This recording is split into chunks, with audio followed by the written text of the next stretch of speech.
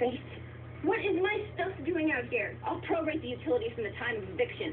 3:47 p.m. the 3rd day of February. Eviction? Paris, why are you doing this? Don't you play dumb with me. Unchain the door. This chain is here for your protection. Krav Maga, baby. When my enemies approach, I'm trained to pounce. It's reflex. Paris, I'm not your enemy. Oh, really? Enemies move in silence and strike when their prey is weakest. Pretty much sums you up, doesn't it, Editor Gilmore? That was not my doing. That was the board's. As if you didn't lobby for it. I didn't. That secret meeting weeks ago at the pub where you set the putsch in motion? What happened? There wasn't a beer hall available? I did not set the putsch in motion. I can't even spell putsch. Nice spin. Take it to K Street. I made you my number 2 and it went to your head. You can't just kick me out like this. There's a hallway full of crap that says otherwise. But we're friends.